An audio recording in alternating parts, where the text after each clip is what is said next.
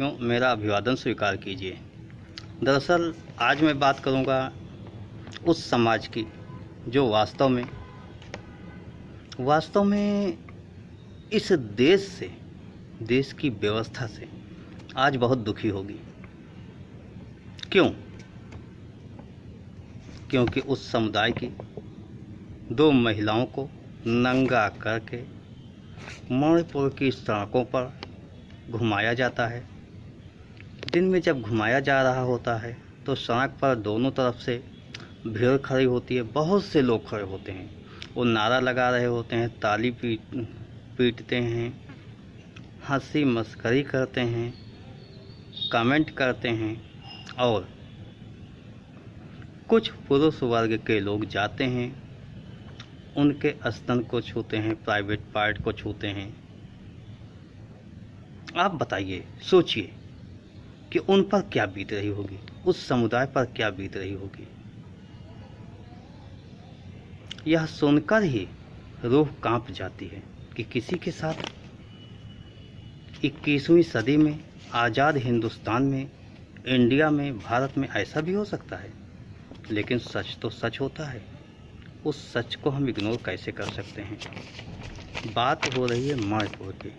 मणिपुर की राजधानी इम्फाल से लगभग 35 किलोमीटर दूर की यह घटना है।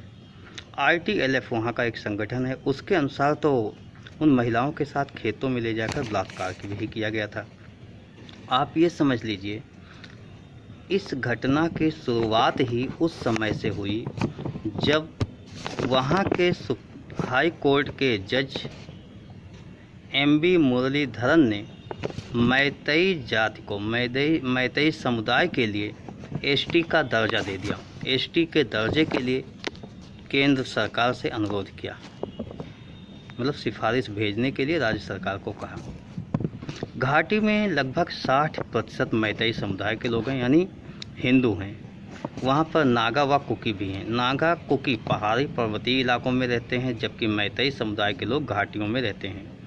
यानी जो पर्वतीय इलाकों में रहते हैं, झोपड़ी बनाकर रहते हैं, पेड़ों के नीचे रहते हैं, खुले आसमान के नीचे रहते हैं। लेकिन जो घाटी में लोग हैं उनके घर अच्छे बने हुए हैं। शासन में ये समझ लीजिए 12 मुख्यमंत्रियों में 10 तो मैतेई समुदाय के हुए। तो आप समझ लीजिए इनकी स्थिति क्या रही होगी।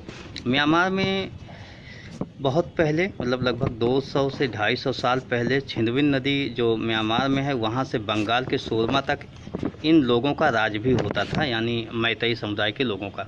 तो आप समझिए एक सक्षम जाति, सक्षम समुदाय, उसको अगर आप ST का दर्जा देने जा रहे हो तो जाहिर सी बात विरोध तो होगा ही। और विरोध की शुरुआत ही मुझे लगता है जज साहब की सुनियोजित रणनीति से हुई है। क्योंकि जज साहब मद्रास हाई कोर्ट के जज थे। कॉलेजियम ने उन्हें जब मणिपुर भेजा तो उसका उन्होंने विरोध किया, लेकिन कॉलेजियम अपने फैसले को नहीं पलटी। तो वहाँ जाने के बाद उन्होंने इस तरह का फैसला दिया, अपने फैसले को सुधारा भी नहीं। तो क्या ये माना जाए कि ये जानबूझकर उस प्रदेश को हिंसा में ठेलने का कार्य जज साहब ने किया? वैसे जज साहब को वहाँ की वास्तविक स्थिति का आकलन भी नहीं रहा होगा, क्योंकि कौन सी जात किस तरीके से है। लेकिन ये सब बेसिक बातें हुई। इतनी सामान्य जानकारी तो वहाँ के भौगोलिक स्थिति को पढ़कर समझा जा सकता है, राजवंशों को पढ़कर समझा जा सकता है। वर्तमान में आर्थिक सामाजिक स्थिति के बारे में तमाम रिपोर्टें होती हैं केंद्र सरकार की, प्रदेश सरकार की, उसे मांगकर समझा जा सकता है। तो जज साहब ये सब समझ सकते थे। अगर सुप्रीम कोर्ट ने उन्हें मद्रास से कहीं और भेज दिया है, वो उन परिस्थितियों में काम करने के लिए, वहाँ पर उन परिस्थितियों के अनुकूल उनके पास अनुभव नहीं था, लेकिन वो समझ सकते थे। आखिर जज तो हैं, जज तो पूरे देश में कहीं भी जा सकता है। तो दोष मैं सुप्रीम कोर्ट को नहीं दे रहा हूँ, कॉलेजियम सिस्टम को नहीं दे रहा हूँ, दोष मैं MB मुरलीधरन साहब को ही दे रहा हूँ कि उन्होंने जानबूझकर ऐसे किया। यानी मैतेई समुदाय को ST में घोषित करने, ST में शामिल करने का जो आदेश दिया, उसी का विरोध नागा व कुकी लोग करने लगे। और विरोध के बाद 3 मई से हिंसा होती है। 4 मई को ये घटना होती है कि 2 महिलाओं को निर्वस्त्र कर सड़कों पर घुमाया जाता है। आप सोचिए, समझिए कि उन महिलाओं पर क्या बीत रही होगी। वैसे हिंसा को रोकना राज्य सरकार का काम होता है। वहाँ पर BJP की सरकार है, N वीरेंद्र सिंह वहाँ के मुख्यमंत्री हैं। वहाँ पर अभी देखा जाए तो हिंसा कहीं भी किसी प्रदेश में होती है तो मुख्यमंत्री का काम होता है, और फिर गृह मंत्रालय का हमारे काम होता है, केंद्र सरकार का अमित शाह जी हैं। लेकिन अमित शाह जी को चुनावी नौटंकी करने से फुर्सत ही नहीं मिल रही है, वो चुनाव में ही बिजी हैं। वो अपनी जो उनके पास गृह मंत्रालय है उसके अनुरूप तो मैं नहीं समझ रहा हूँ कि बेहतर काम कर रहे हैं। कभी वहाँ जा रहे हैं, लोगों से मिल रहे हैं, लोगों की भावनाओं को समझ रहे हैं, लोग क्या चाहते हैं उसके अनुसार कोई फैसला ले रहे हैं। उसका एक रीज़न और भी हो सकता है, वहाँ सिर्फ लोकसभा की 2 ही सीटें हैं, क्योंकि चुनाव प्रमुख ये लोग हैं, चुनाव ही को ही नंबर 1 पर रखते हैं, तो जाहिर सी बात 2 ही सीटें हैं, तो इसलिए भी हो सकता है इनका इग्नोरेंस का ये माध्यम हो। लेकिन सत्ता में जाने वाला व्यक्ति वोट और सीट इसको देख के फैसला नहीं करता, वो जनहित में करता है, वो भारत के संविधान को साक्षी मानकर शपथ लेता है, उसके अनुसार काम करता है। तो यहाँ पर कई लोग दोषी हैं।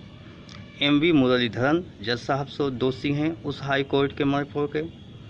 अमित शाह जी को भी मैं दोषी मानता हूँ, वहाँ के मुख्यमंत्री को दोषी मानता हूँ, और साथ में प्रधानमंत्री जी को भी दोषी मानता हूँ कि आज मई की घटना हुई और 2 महीने से ज़्यादा का वक्त हो गया, लेकिन अब तक प्रधानमंत्री को समय नहीं मिला उस घटना को संज्ञान लेने का, दोनों पक्षों से बात करने का, समस्या का निदान करने का।